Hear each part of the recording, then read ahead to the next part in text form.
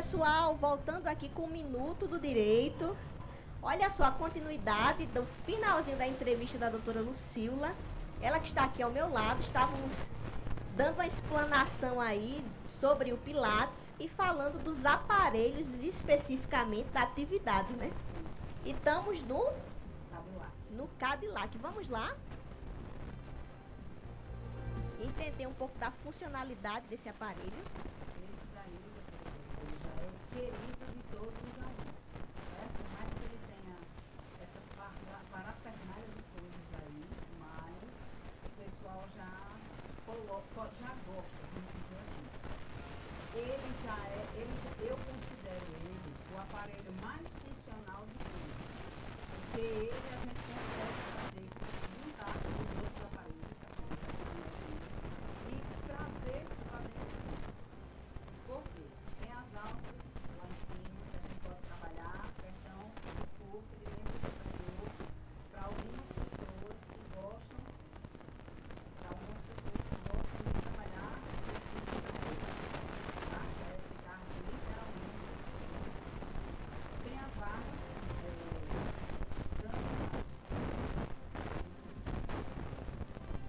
Eu entendo.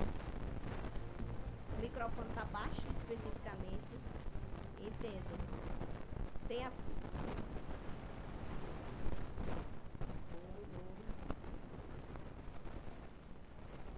É um probleminha técnico, gente. É normal. O programa é ao vivo, né? Teve um probleminha aqui no microfone da doutora Lucila. Mas ela vai finalizar a explanação dela referente ao aparelho. E quando ele tem a barra de um lado e a outra barra fixa, a gente consegue fazer com que ele adapte os exercícios do reforme, que é aquela outra cama deitada, e junto com o da chair também. Que aí a gente pode trabalhar mais perna, mais braços, mais o centro do abdômen da gente, que é o chamado core powerhouse, e também exercícios na região cervical. Por quê? Muitas pessoas, como eu comentei anteriormente, muitas pessoas relatam muito desconforto nessa área aqui. Mas essa área, ela está correlacionada com a nossa respiração. O nosso principal músculo da respiração, ele chama-se diafragma. Não sei se você já parou para prestar atenção, mas quando a gente está falando, e mesmo quando a gente está mudo, nós não respiramos direito. Até porque a gente precisa puxar o ar pelo nariz, insuflar o nosso abdômen para poder soltar o ar pela boca e o abdômen ele voltar lá junto para o repouso da musculatura. E a gente não faz isso. Então, quando a gente está ansioso, quando a gente está estressado, quando a gente não tem uma noite de boa qualidade, ele interfere. Então, a comunicação do músculo do diafragma com essa região dos trapézios, você já deve ter ouvido muito bem falar que aqui está muito duro, está pior do que uma pedra. Então, essa correlação a gente consegue trabalhar principalmente neste aparelho, porque a gente coloca a alça na cabeça, consegue fazer os exercícios da região cervical, faz associado junto com o tronco, que também pode fazer o exercício isolado da região cervical. Então, é o que eu disse, tanto ele é o queridinho dos alunos, como ele também é o meu queridinho. Eu sempre, quando eu vejo algum paciente que chega reclamando nessa parte de ansiedade, a primeira coisa que eu faço é pedir para ele fazer lá, porque ele vai entender que ele, associando a respiração, essa região aqui toda, ela vai amenizando aquela tensão que tem. É um aparelho completo, né? Que você consegue trabalhar muita coisa ali no paciente especificamente. Isso, exato. Doutora Lucila, foi um show de conhecimento, parabéns. Obrigada. Extremamente preparada, gente. Acompanhe o programa dela, Movimento no Ar. Ela que está toda terça-feira às 19 horas. Às 19 horas. E o Instagram é? Movimento com Equilíbrio, o do meu estúdio, e o Movimento Ponto no Ar, que é o do programa. Então, acompanhe toda terça-feira, a doutora Lucila já está convidada novamente. Obrigada. Espero que essa situação da queda de energia não aconteça novamente. Mas, com certeza, quem sabe até a gente não faz um especial com você, isso, tá? Isso. Obrigada. Prazer. Nada, obrigada. Satisfação, viu? Obrigada a todos e até a próxima. E daqui a pouquinho, gente, tá já o doutor aqui, doutor José Gomes. Ele que é um grande advogado, vai trazer um conhecimento diferenciado sobre a reforma tributária. E a gente volta com ele daqui a 2 minutinhos, tá bem? Até já!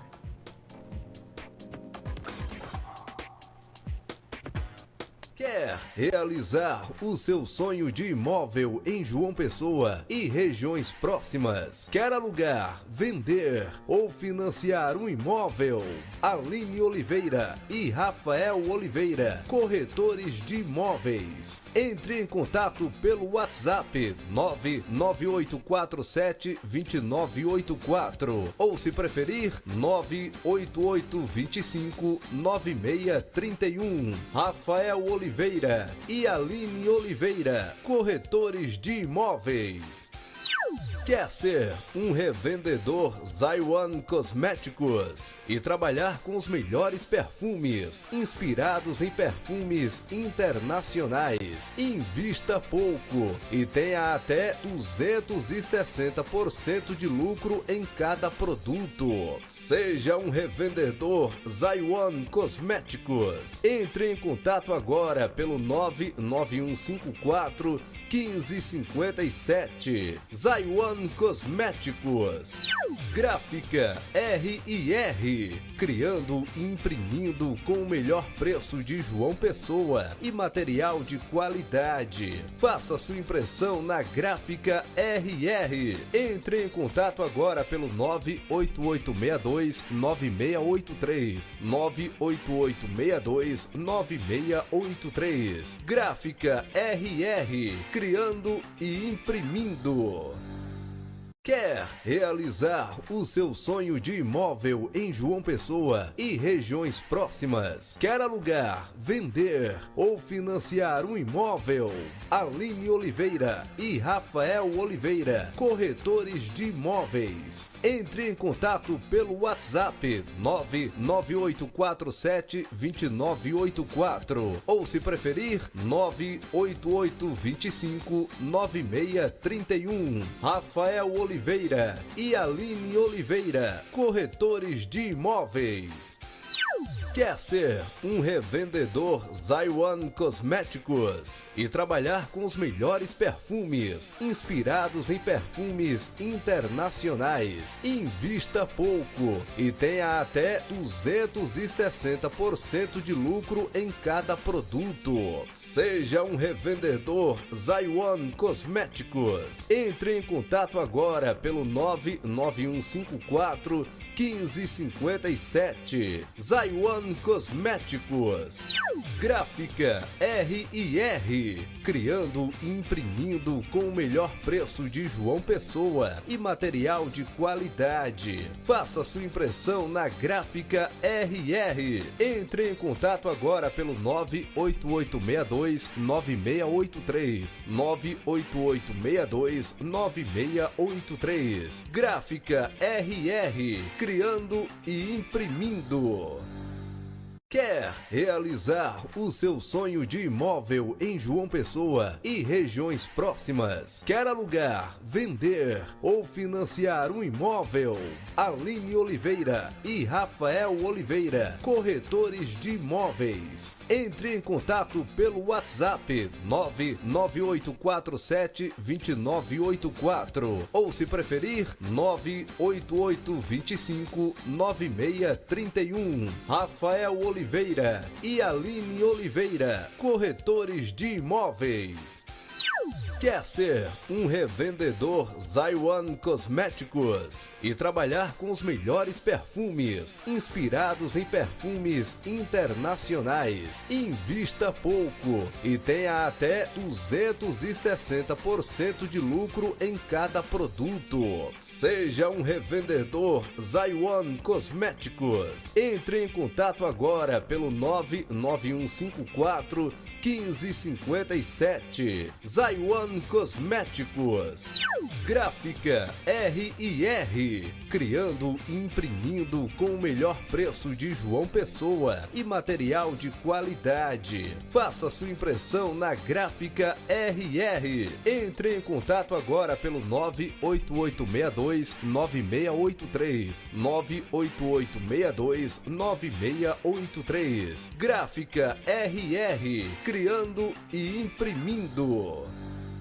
Quer realizar o seu sonho de imóvel em João Pessoa e regiões próximas? Quer alugar, vender ou financiar um imóvel? Aline Oliveira e Rafael Oliveira, corretores de imóveis. Entre em contato pelo WhatsApp 99847-2984 ou, se preferir, 98825-9631. Rafael Oliveira e Aline Oliveira, corretores de imóveis. Quer ser um revendedor Zaiwan Cosméticos e trabalhar com os melhores perfumes, inspirados em perfumes internacionais? Invista pouco e tenha até 260% de lucro em cada produto. Seja um revendedor Zaiwan Cosméticos. Entre em contato agora pelo 99154 1557. Zaiwan Cosmético.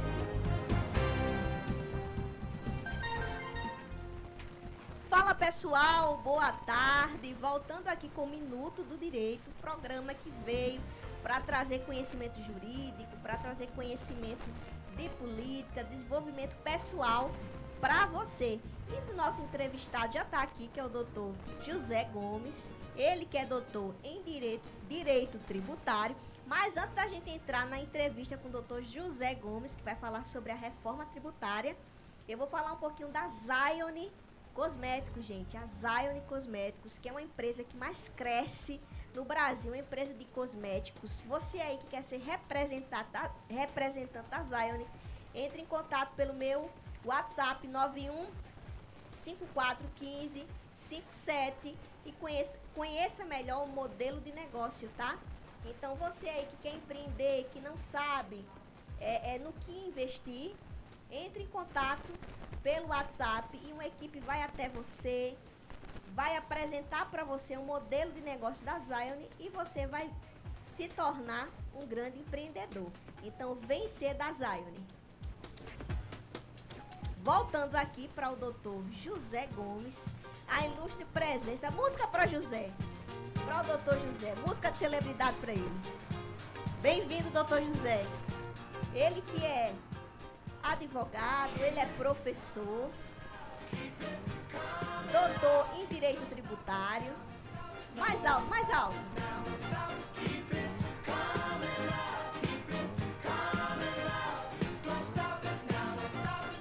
E ele vai falar um tema muito importante e atual, tá? Que é a reforma tributária. Complicado, né, doutor José? Bem-vindo, viu? Oi, Brenda, obrigado. Cumprimento a todos que nos escutam. Olha, falar sobre reforma tributária, mesmo para quem tem uma noção, um pouco de noção de direito tributário, é complicado, porque nós estamos diante, eu posso dizer seguramente, da maior mudança, da mudança mais profunda, mais intensa do cenário tributário brasileiro nos últimos 50 anos. E eu digo isso porque o Código Tributário Nacional, que já foi uma revolução, vai fazer 60 anos agora em outubro, né? Entre setembro e outubro. Então, de 50 anos para cá, eu acho que nada foi tão profundo, foi tão, digamos assim, reformador, sendo redundante até, do que essa reforma. Nada foi tão quanto ela, quanto a reforma tributária que se apresenta agora. E é um tema assim extenso, profundo, árduo, mas muito necessário para todos nós. Eu não falo só do contador, do advogado, do consultor, do empresário. Eu falo do cidadão e da cidadã mesmo, tá?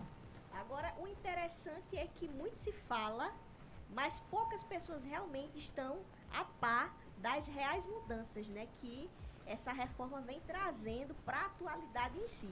Aí a pergunta é que não quer falar, porque muitos criticam.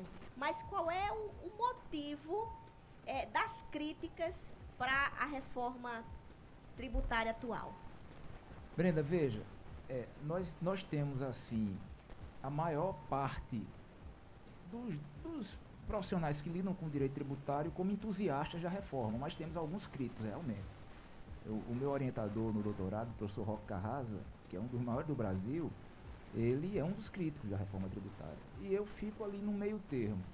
Eu acho que a reforma ela é necessária, porque de fato o sistema como se apresenta, ele torna o Brasil inviável.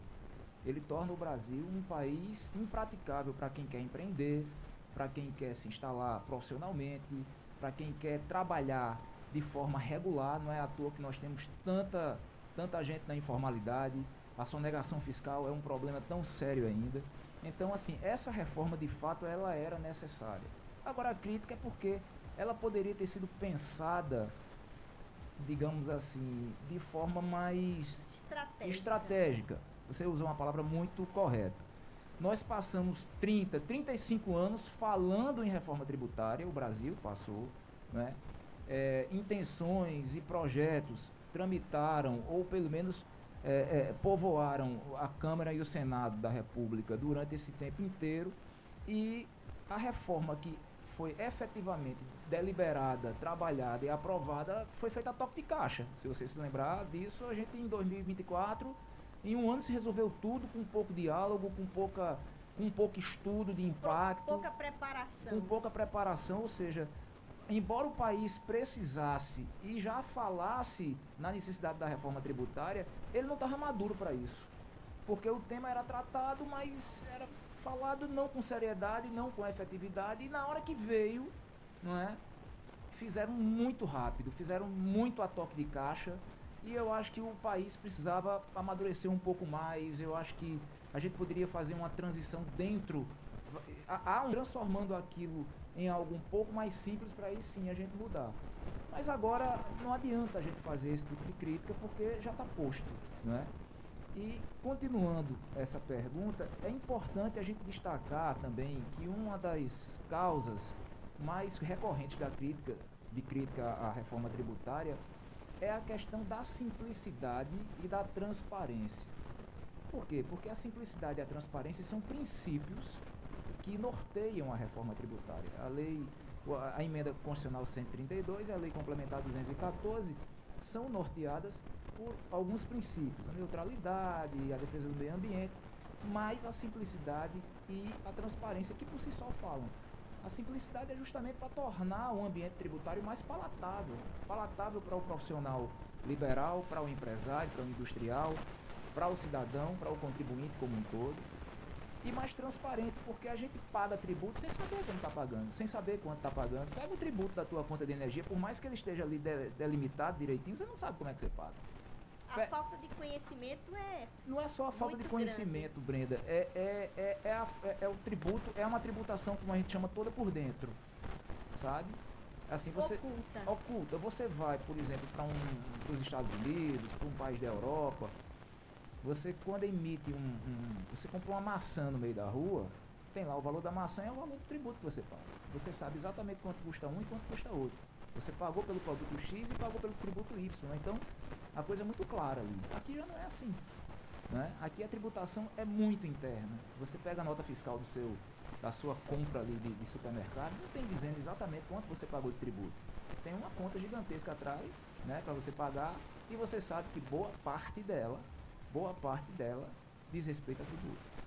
Então, essa questão da transparência é também uma continuação desse princípio da simplicidade, que visa tornar, volto a falar, o ambiente, o sistema tributário mais fácil, mais palatável para todos, e a transparência para mostrar o que você realmente está pagando. Eu iria falar de forma mais simplificada dessa maneira. Então, a crítica, para terminar a sua pergunta, é justamente pela rapidez com que foi feita a reforma tributária, quando foi aprovada e deliberada a reforma tributária, e essa questão da efetividade desses dois princípios, da simplicidade e da transparência. Será que vai acontecer? Porque não é tão simples como se apresenta. Foi feito muito rápido Porém, a aplicação dessa reforma, essa transição aí, é uma média de 10 anos, né? Para poder colocar em prática nas empresas, para os empresários, especificamente. Nós estamos vivendo agora, iniciamos a transição, né? A transição vai de 2026 a 2033. Tá? São 7 anos, não é isso? Então, esse ano a gente chama de ano test drive. É o ano que a gente já começa a ver ali um pouco da reforma, mas nada vai lhe afetar, tá? A partir do ano que vem, aí sim, a gente já vai ter uma mudança significativa, porque vai desaparecer o PIS e a COFINS, e aí a gente já tem a CBS, a Contribuição sobre Bens e Serviços, né? Essa CBS é de competência da União. PIS e COFINS também são contribuições do regime previdenciário, de Seguridade Social, né? Aliás, que é de competência da União. Então, essa troca já vai acontecer agora em 2027, mas o IBS, o Imposto sobre Bens e Serviços, que vai substituir o ICMS, que é de competência dos estados, o ISS, de competência dos municípios, ele vai sendo, digamos assim, ele vai desaparecendo, ele vai sendo desidratado ao longo desse período, entre 2026 e 2033. Em 2033, aí, definitivamente, a gente só vai ter o IBS. Então, esse período aí de 7 anos é como se fosse uma preparação para que o empresário se acostume com as novas regras estabelecidas pela reforma tributária e possa se adaptar a esse novo padrão tributário. Eu não diria preparação, porque quando você se prepara, pelo menos a noção de preparação que eu tenho é, eu vou me preparar para algo que está para acontecer. A gente está falando de transição, é algo que já está acontecendo, agora vai acontecendo gradativamente, né? Paulatinamente, vai acontecendo devagar, né? Então, assim, o empresário ele já tinha que ter se preparado. Essa também é uma crítica. Esse é o grande problema, Essa né? também é uma crítica. Como foi feito muito às pressas, pouco tempo se teve de maturação para o empresário, de preparação para o empresário, para que ele pudesse fazer isso. O empresário ele já se vê, eu não falo só do empresário, mas o contribuinte como um todo, ele já se vê numa necessidade não só de se preparar, mas de imergir em dois regimes, um que está desaparecendo e outro que vem surgindo cada vez com mais força, mas já na prática, entendeu? Então, durante esse período de transição não tem preparação, tem convivência com dois regimes tributários, um antigo, que é esse que a gente tem, tá?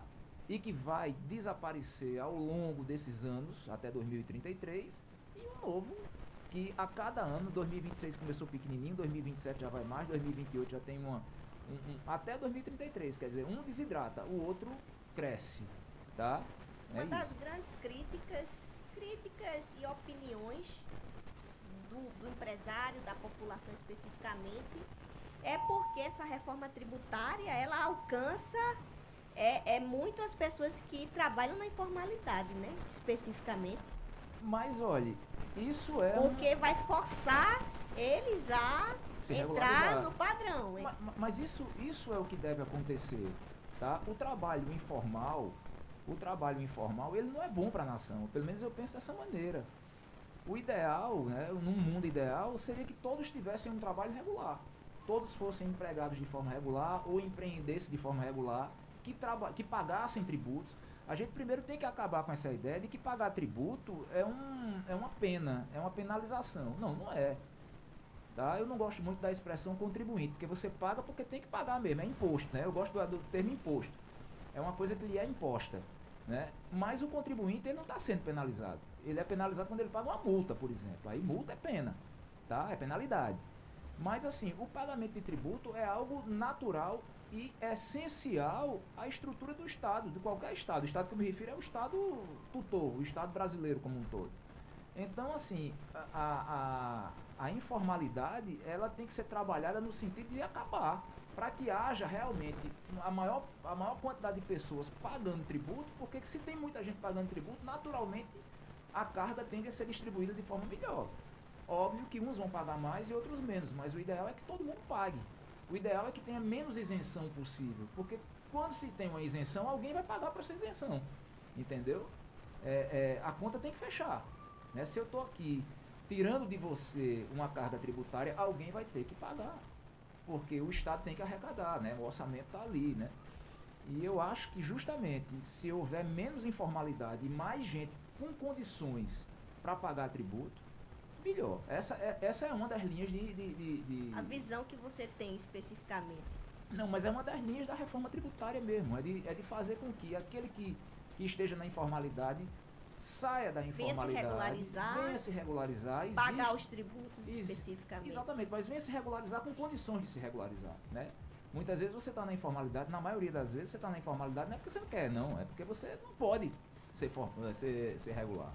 Né? É caro se regularizar no Brasil.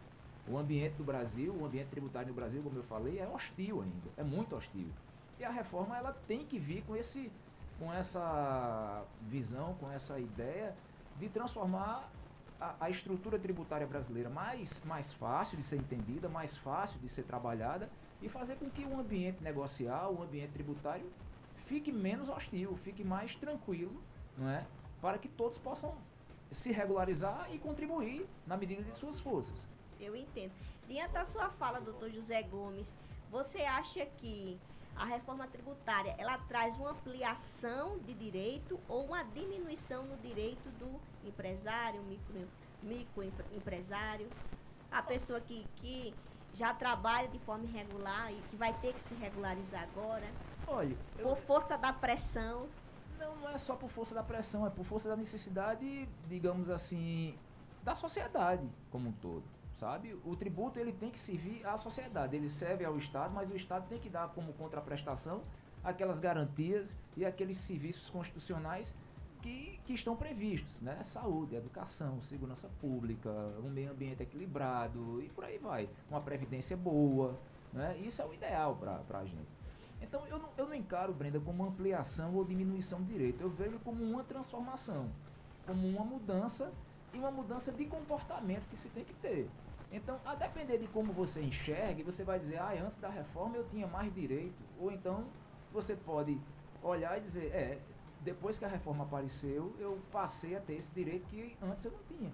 Mas você não acredita, não vamos fazer aqui uma análise, que essa reforma trouxe muitas regras que muito empresário hoje em dia não tem nem conhecimento, se não tiver uma excelente assessoria, como a do Dr. José Gomes aqui, ou de um contador muito bom, especificamente. Então, quando a gente faz essa análise, tudo bem, a reforma tributária, ela foi imposta de forma muito rápida e prática, mas não faltou um incentivo aí do próprio governo, não, para ajudar os empresários a essa adaptação da nova reforma? Veja, regra tributária no Brasil a gente tem, assim, aos milhões, tá? Hoje, a gente tem hoje. O sistema tributário brasileiro é um sistema, assim, quase que maluco, tá? Um sistema, assim, que é algo muito intrincado, muito complexo, muito difícil. E a reforma tributária, ela pelo menos intenciona diminuir essa complexidade. Agora, foi aquilo que eu te falei. A gente está passando por uma transição bruta, assim, uma transição muito abrupta, muito significativa. E regras novas estão aparecendo, enquanto que outras tendem a desaparecer, sabe? Então, assim, essa quantidade de regra que existe na nova reforma tributária, digamos assim, ela não é uma novidade para o brasileiro. Ela é novidade enquanto regra nova, mas de quantidade não, sabe? E em relação a essa questão de um suposto incentivo que deveria ser dado pelo poder público, eu acho que é justamente esse tempo de preparação que a gente não teve. Eu acho que deveria ter um tempo de preparação maior, certo? Preparação, não transição. Eu já até expliquei aqui a diferença entre um e outro, né? Uma preparação maior e aí sim uma mudança do sistema velho, deixando ele parecido com o que viria, né? Com o que viria, mas não. A gente teve literalmente uma alteração gigantesca da sistemática tributária e disse o seguinte, bom, vocês têm aí o resto do ano de 2025, 2026 já começa a fase de transição e vocês têm que se acostumar a partir de 2026 com dois sistemas, o antigo e o novo. Então, é por isso que a gente está achando que tem muita regra, porque além das regras novas, antigas, as que já existem, a gente tem as novas, né? Então, isso só vai acabar em 2033, quando as antigas vão definitivamente morrer com o fim do sistema que hoje está posto ainda. E a pergunta que não quer calar para doutor José Gomes, olha só, para os empresários aí, empreendedores que estão assistindo o programa, quais são as maiores mudanças que a reforma tributária traz e que o empresário, o empreendedor precisa estar a par desse conhecimento? A principal mudança é a extinção de 5 tributos super conhecidos dos empresários, que é o ICMS, tributo de competência estadual, o ISS, imposto de competência municipal, o PIS, a COFINS, que eu acabei de falar, e o IPI, que vai ficar bem pequenininho. Eu vou usar novamente essa expressão, ele vai ficar super desidratado. Não é que ele vai desaparecer, mas ele vai ficar pequeno, vai ficar muito na Zona Franca de Manaus, essa coisa. Esses tributos vão desaparecer e vão surgir dois outros, que é o Imposto sobre Bens e Serviços, que é o IBS, e a CBS. Na verdade são 3 tributos. E tem o IS também, que é o Imposto Seletivo, tá? Que é o Imposto Seletivo. Mas o que a grande maioria dos contribuintes vai ter que conviver é com o IBS e com a CBS, tá? Então, essa é a maior mudança que existe. Existe uma outra mudança também significativa, e aí vai demandar muita organização por parte e mudança de mentalidade por parte dos contribuintes. É o chamado split payment. É um nome em inglês que já não é simples, já não é transparente, não é? Complexo até. Split payment, mas numa tradução. E é o nome que está lá na reforma, né? É o nome que está lá. Split payment, numa tradução literal, é pagamento dividido, digamos assim, certo? O que é que acontece? Hoje em dia, se você é dona de uma loja, por exemplo, você vende o seu produto, você vai pagar o tributo mais adiante, né? Você vendeu o seu produto, emitiu a nota fiscal, né? Você sabe que vai ter que recolher o tributo relativo àquele produto vendido. Mas você vai, na sua contabilidade, pagar talvez no mês que vem, 20 dias depois, 40 dias depois, enfim. Agora não, nesse split payment, na hora que você, digamos, vendeu o seu produto, que emitir a nota fiscal, a parte que cabe ao governo já vai para ele, entendeu? Já é dividido. É de forma automática. É de forma automática. Por isso que já chegou-se a dizer que a sonegação iria acabar. Eu sou meio cético, né, com essa história de que sonegação vai acabar.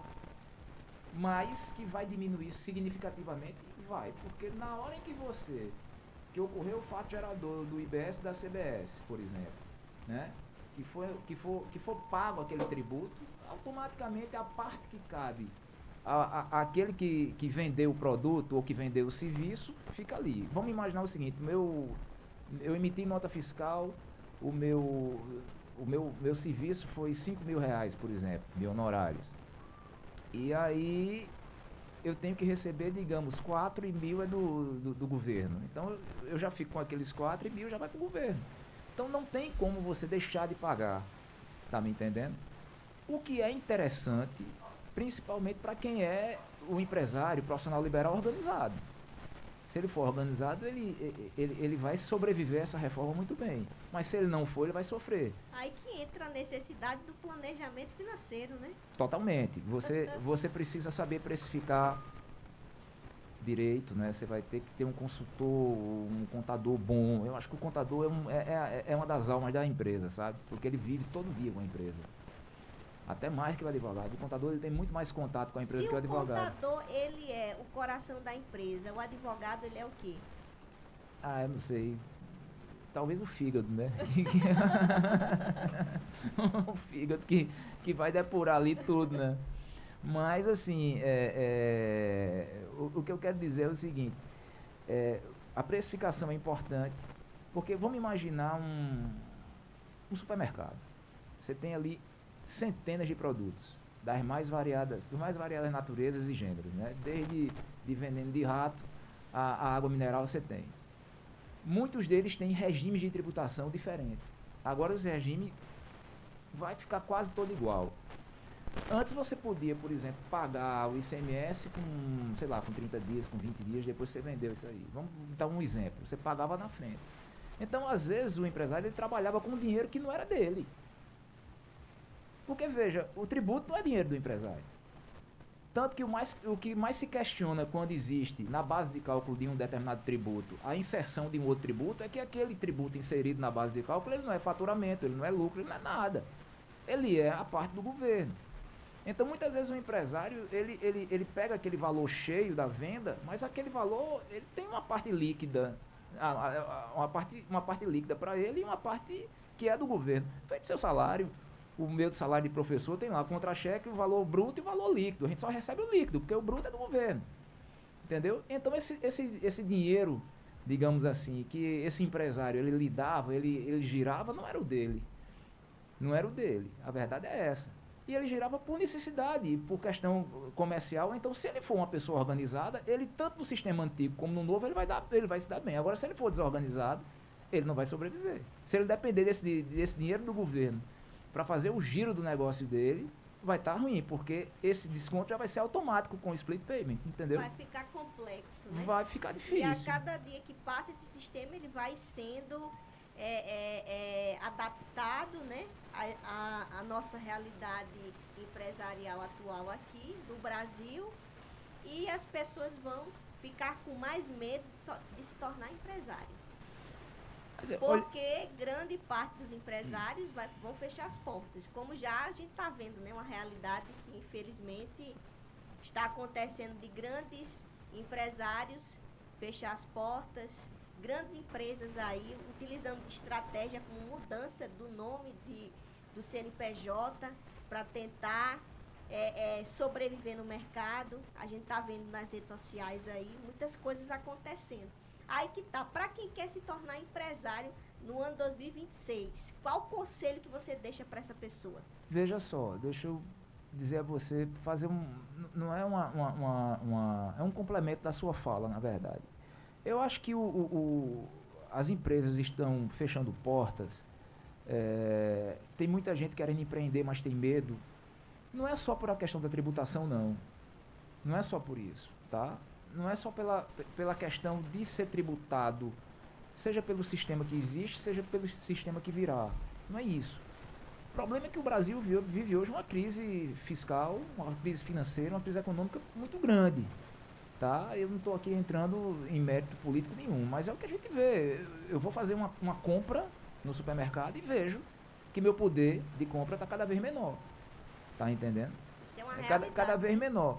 Então, assim, a carga tributária, aí eu entro para o direito tributário também. A carga tributária, seja, e aí independe do sistema novo ou do sistema antigo, é altíssima do Brasil. É altíssima do Brasil. Tá?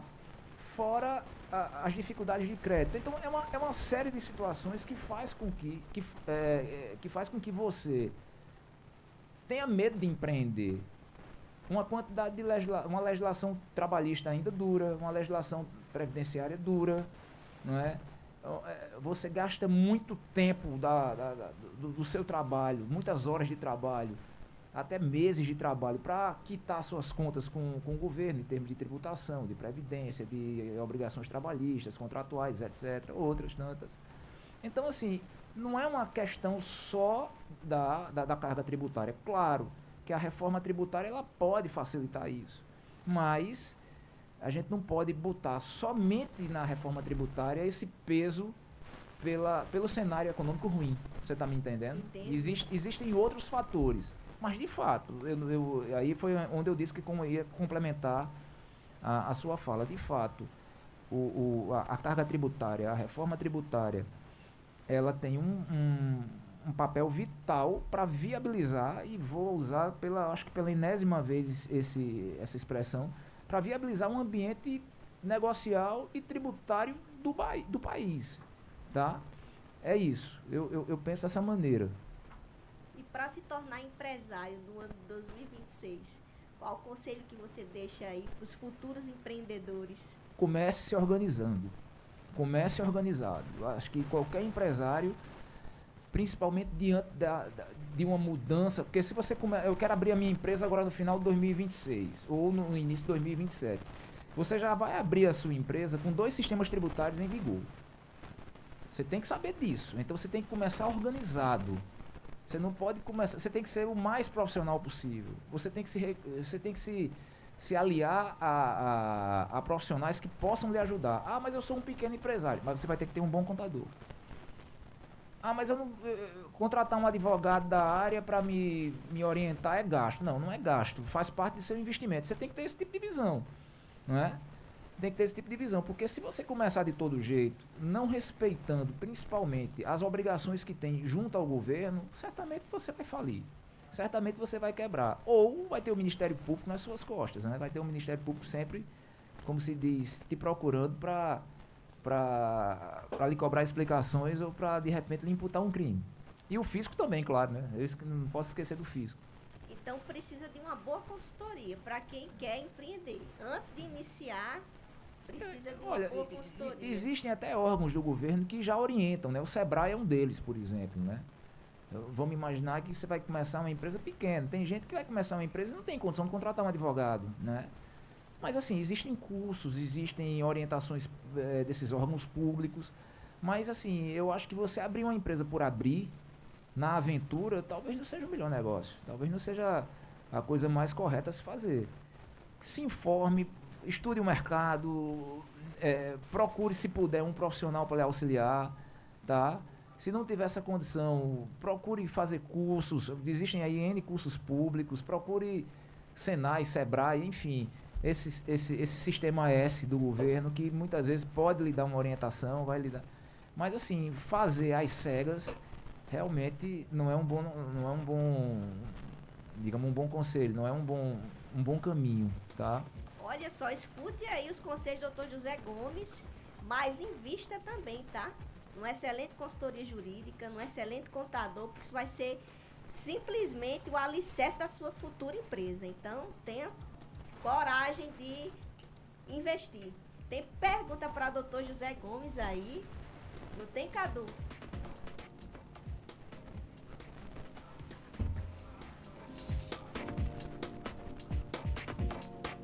Inclusive, Dr. José Gomes, quem vai fazer essa pergunta para o senhor é um amigo seu, viu? Vamos lá. Caros ouvintes, internautas e Um amigo seu que tem admiração pelo seu trabalho.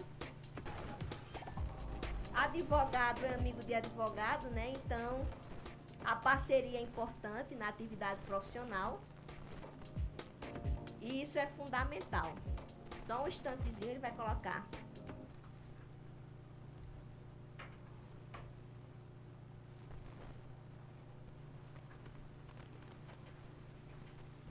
caros ouvintes, internautas e a todos que fazem o programa Minuto do Direito. A pergunta que eu gostaria de fazer ao Dr. José Gomes é se a reforma tributária tornou o planejamento sucessório ainda mais importante. Um grande abraço.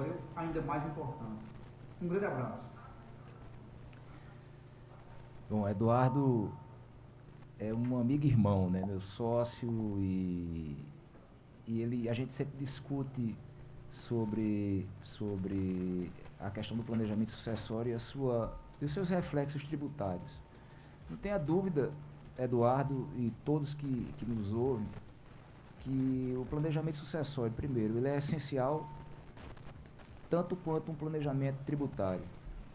E a gente tem que ficar atento com a questão do ITCMD, porque a reforma tributária trouxe umas mudanças relativamente importantes em relação ao ITCMD, né, o Imposto de Transmissão, Causa, Mortes e Doação, obrigatoriedade de alíquotas progressivas, regras outras. Eu acho que esse é um tema que demanda um programa todinho para a gente conversar, sabe?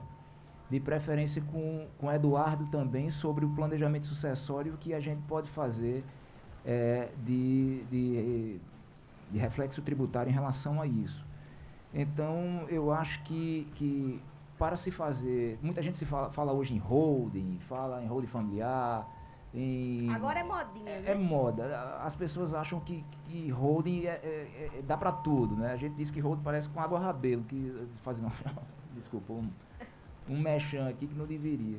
Que dá para, desde uma dor na garganta a um problema mais sério. E não é assim. Existem várias formas de se fazer um planejamento sucessório E o ITCMD, que é justamente esse tributo de transmissão, né, causa mortes e doação, vai sofrer umas modificações significativas com a reforma tributária. E a gente tem que, sobretudo, olhar essa parte de alíquotas, porque a reforma, de verdade, ele vai mudar essa questão do planejamento bem.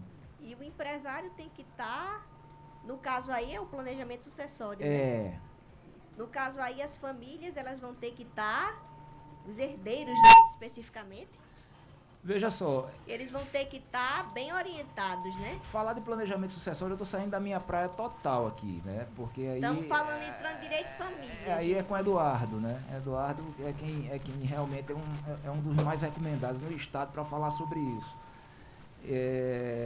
O planejamento sucessório ele é um tema meio espinhoso, porque você lida com o futuro e a única verdade que a gente tem, a única certeza que a gente tem no futuro. Né? Então muita gente tem até um certo receio de chegar e dizer, para que eu vou fazer um planejamento? Eu não quero morrer. Né?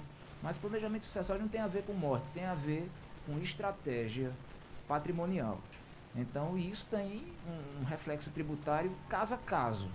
Por isso que é complicado a gente chegar aqui e dizer, só se a gente fizer um programa com casos práticos e disser assim, bom, nesse caso aqui a estruturação tributária vai ser nesse sentido, nesse outro vai ser mais estratégico para esse canto aqui, porque Dependendo cada, da situação. exatamente, depende da situação, depende da formação familiar, depende da vontade da parte, depende de muita coisa.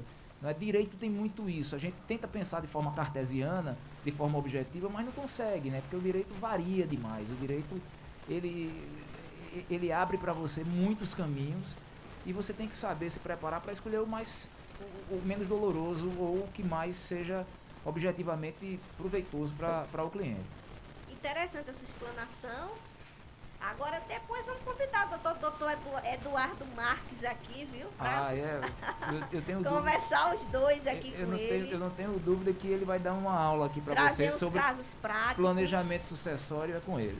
Aí eu até prefiro nem falar muito, porque realmente já foge totalmente da minha área. E lá eu tenho como uma referência talvez o melhor do estado para isso. Olha só, tem mais pergunta para doutor José Gomes. Boa tarde, doutora Brenda. Quem está falando aqui é Marconi Pereira. Sou contador, sou advogado aqui em João Pessoa.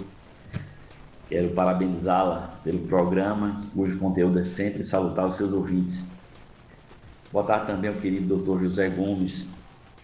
Antes de tudo, gostaria de parabenizá-lo pela gestão ímpar à frente do Conselho de Direito Tributário da OAB Paraíba, bem como o evento da noite de ontem, no auditório da Escola Superior de Advocacia, sobre o assunto Código de Ética do Contribuinte.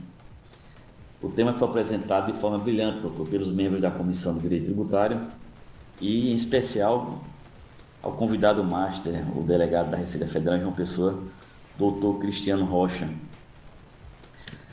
Doutor José Gomes, quero perguntar-lhe o seguinte: com a implementação da reforma tributária, as empresas optantes pelo Simples Nacional, que representam a grande maioria dos negócios e são as maiores geradoras de empregos formais no país, elas sofrerão aumento na sua carga tributária? E como as novas regras, com foco nas alíquotas, se comparam à sistemática atual? Um abraço, doutor. Parabéns pela entrevista. Marconi, eu quero primeiro lhe agradecer pelas palavras elogiosas e também agradecer pelo elogio que você fez à nossa Comissão de Direito Tributário da OAB. Né? Eu sou o presidente da comissão, mas existe toda uma diretoria que se esforça para trazer para a advocacia e para, digamos assim, para os profissionais afins do direito tributário, como contadores, economistas, consultores, etc., qualificação e bons debates sobre temas relevantes. Ontem a gente fez um evento na Escola Superior da Advocacia, foi o que Marconi se referiu, e nós falamos sobre o Código de Defesa do Contribuinte, que é outra também mudança significativa, a Lei Complementar 225, né, do início desse ano, E nós tivemos a grande alegria de contar com o doutor Cristiano Rocha Pinheiro, que é o delegado da Receita Federal em João Pessoa, é a maior autoridade do Fisco Federal, né, em João Pessoa, e do professor Ricardo Messetti, que também representou a nossa comissão. Foi isso que ele se referiu, e eu quero lhe agradecer por ter estado lá e fico feliz por saber que você gostou. Bom, em relação ao Simples Nacional, sua pergunta foi assim excelente, porque de fato eu diria que 90% das empresas no Brasil são optantes pelo Simples. Aqui na Paraíba esse percentual ele é até maior, tá? Veja só, o Simples Nacional vai continuar da mesma maneira, tá? Com uma mudança, porque muita gente perguntou: o Simples vai desaparecer? Não, o Simples vai continuar, o Simples sobrevive. Porém, vai haver o Simples híbrido, tá? O Simples híbrido. E isso quer dizer o quê? Existirão as empresas optantes pelo Simples poderão optar também por fazerem parte do Simples híbrido, ou seja, aquele Simples que paga o IBS e o CBS normalmente. Qual é a diferença entre um e outro? É que a empresa optante pelo Simples híbrido, digamos assim, vai gerar crédito.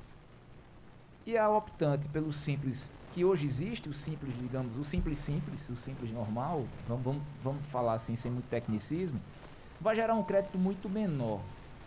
E no que isso pode afetar essas empresas?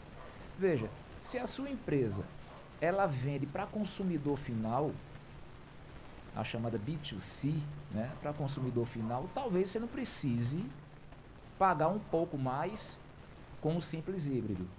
Porque, de fato, a carga tributária da empresa optante pelo Simples híbrido vai ser maior do que a empresa tributante pelo Simples normal, tá?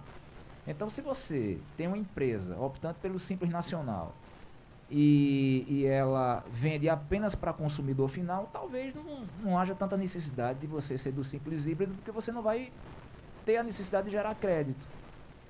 Mas se você vende seu serviço ou seu produto para uma outra empresa, eu acho que é de fundamental importância você optar pelo Simples híbrido, porque você vai gerar crédito. Vamos dar um exemplo aqui com o escritório de advocacia. Tem o escritório de João e de Pedro. Ambos são optantes pelo Simples Nacional, tá? O escritório de João é optante pelo Simples Nacional sem a geração de crédito, o Simples normal. E o de Pedro pelo Simples híbrido, que gera crédito. Eu sou uma empresa e vou contratar o escritório de advocacia. Qual, no primeiro momento, eu vou querer contratar? O que gera crédito para mim.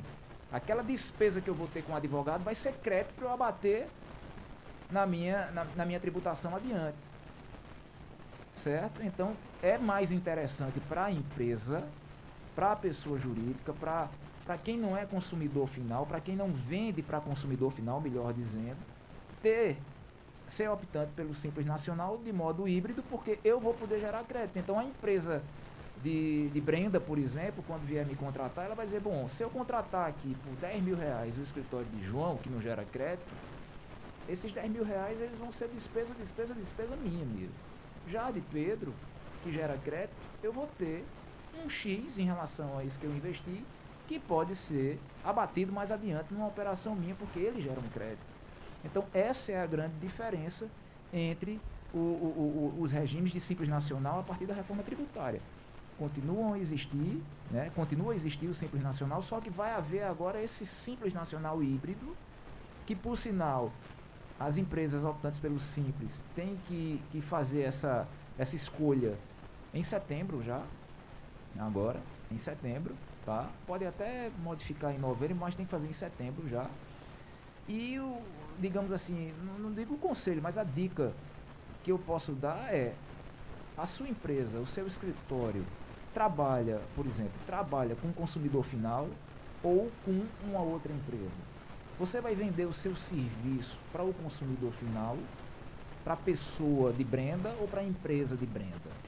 Porque se for para a pessoa de Brenda, talvez ela não vá fazer algum outro regime de tributação ou vai continuar essa cadeia tributária precisando de crédito. É o consumidor final, vendi para Brenda, acabou. entendeu? Agora, se for para a empresa de Brenda, que já produz e vende para outro, certamente a geração de crédito vai ser importante. E aí sim, o Simples Nacional híbrido, ele realmente tem uma carga maior do que o Simples Nacional normal. Uma excelente aula aqui do Dr. José Gomes, mais que respondeu a pergunta. Tem mais pergunta para ele, não tem?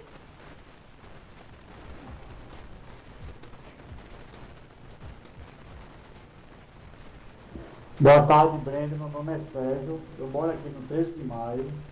E a pergunta para fazer é o seguinte: quais são os erros mais comuns que levam a gente para a malha fina da Receita Federal e como a gente evita esses erros? Bom, boa tarde, Sérgio. Um abraço para você. Veja, a gente já saiu um pouco aí de reforma tributária para falar, eu acho que de tributação de imposto de renda, né? Eu acho que a malha fina que você se refere é de imposto de renda. Sérgio, são vários erros, tá? Vamos imaginar, desde de uma escrituração errada da pensão alimentícia que você paga, tá?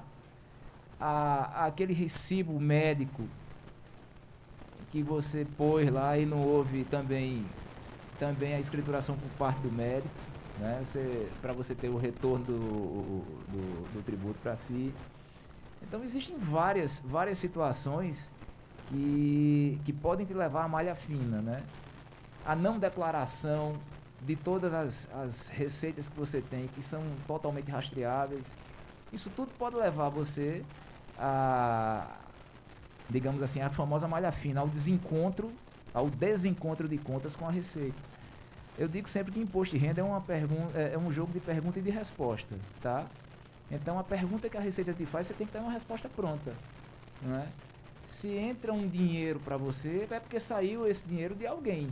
Por exemplo, eu sou professor do Uniesp. Então, quando o Uniesp deposita, o CNPJ Uniesp deposita o meu salário, no CPF de José entrou e no CNPJ do Uniesp saiu. Eu tenho que dizer que entrou X do CNPJ Uniesp e o Uniesp tem que dizer que depositou X para o CPF de José. Ou seja, aquilo tem que bater, essas informações de entrada e de saída tem que bater. Se houver, porventura, qualquer tipo de desencontro dessas informações, pelos mais variados motivos, tá? Aí você pode cair na malha fina. Conselho novamente que eu dou, para você, Sérgio, e para os outros: procure um bom contador. Se você tiver alguma dúvida normativa, jurídica, procure um advogado da área. Mas tudo começa por uma boa declaração, pela juntada de todos os documentos, né? Se você não tem, porque assim, a própria Receita ela já facilita, ela já faz um programa facilitador de declaração, né? Mas muitas vezes o contribuinte ele tem receio de preencher, ele não sabe como fazer, tem um campo que ele preenche errado. Então, o melhor é procurar realmente alguém que possa lhe auxiliar tecnicamente. No caso imediato, o contador. E de forma imediata, se você tiver algum problema, por exemplo, na malha fina, alguma coisa que você esteja respondendo por um auto de infração e tal, aí um advogado. Olha só, excelente explanação aqui do Dr. José Gomes. Doutor José Gomes, você me surpreendeu, muito bem preparado aí. Obrigado. Realmente é referência no direito tributário. Posso dizer aqui da Paraíba ou do Brasil? Não, eu faço o meu trabalho e procuro, diante desse cenário tributário, estar sempre me atualizando, porque assim, a coisa é tão voraz, a coisa é tão dinâmica, que se o advogado não estiver estudando constantemente, não estiver se atualizando, se qualificando, ele vai perder campo, ele vai simplesmente perder. Ele não vai conseguir responder, ele não vai conseguir chegar aqui e dar uma explicação plausível. É complicado, né? Demais. E principalmente no cenário que nós estamos vivendo aí com essa reforma tributária, é importantíssimo que os empresários estejam aí a par do conhecimento trazido pelo Dr. José Gomes e também tendo uma consultoria de um advogado e de um contador competente, né, para que ele não venha passar por futuros problemas, tá? Porque tanto o advogado como o contador precisa se atualizar. Então, não é somente o empresário, são três, o empresário, o advogado e o contador. Precisam estar a par de todas as regras aí da reforma, para que a empresa dele não venha ter problema especificamente. Não, é verdade. Doutor José, obrigado pela sua participação, viu? Eu que agradeço. Foi um pouquinho mais curto por conta do probleminha que a gente teve aqui, da energia que caiu. Nada, mas foi muito bom. Eu estou feliz aqui de estar no seu programa. Eu vim aqui ao bairro, né, a Cruz das Armas. Eu tenho uma ligação familiar, né? Que meu avô foi líder político aqui, meu pai viveu aqui, né? Eu não vivi aqui, mas meu pai e meu avô foram políticos aqui e eu fico muito feliz de estar no bairro, estar aqui com você. Um monte de gente querida está te ouvindo agora, inclusive tem que mandar um abraço forte e até lhe recomendar também que você traga ele para o Minuto do Direito. É um criminalista amigo e um dos melhores da cidade aqui, o doutor Daniel Alisson, a quem eu mando um fortíssimo abraço. Cara que precisa vir aqui no seu programa, porque é hoje um dos que está bombando no direito criminal. E a todos lá do escritório também. E agradeço pela oportunidade, por estar aqui, por estar podendo conversar com você sobre um tema tão espinhoso, né? A gente apenas conversou assim superficialmente, porque a reforma ela é tão grande que o ideal é que a gente converse sobre temas específicos dentro da reforma, que aí a gente pode ir realmente mais a fundo. Mas, de todo jeito, eu acho que foi válido demais para alertar a população e principalmente os contribuintes de que realmente há uma necessidade de preparação, há uma necessidade de se procurar os profissionais que de fato podem ajudar, porque uma mudança é sempre, digamos assim, não vou dizer inconveniente, mas ela não é confortável, ela é desconfortável. Mudar é desconfortável, né? É necessário sair de uma zona de um relativo conforto, é muitas vezes necessário, mas é desconfortável, né? E esse desconforto precisa ser enfrentado, mas bem enfrentado. E é isso que a gente tenta fazer com os nossos clientes e o contribuinte em geral. Tá? Muito obrigado. Obrigado, doutor José Gomes. Olha, música para ele. Dá tempo de colocar? Gente, muito obrigado aí pela participação de vocês, os ouvintes. Assista, curta, compartilhe. Tá? Lembre-se lá do @portal Minuto do Direito, tá bem? Até a próxima semana, se Deus quiser. Deus abençoe.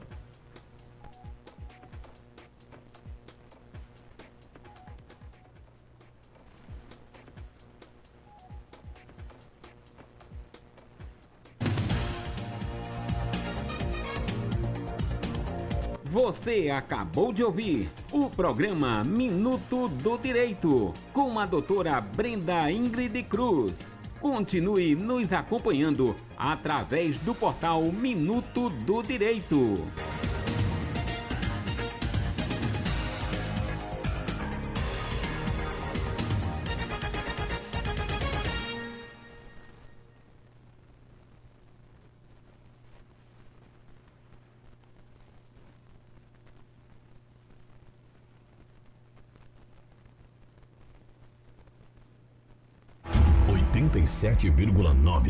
A sua rádio. Apoio Cultural. Vida saudável. Alimente essa ideia. A vitamina A protege a saúde de diversas maneiras. Reduz o risco de diarreia e pneumonia em crianças, é responsável pela adaptação da visão ao escuro, pelo funcionamento dos órgãos reprodutores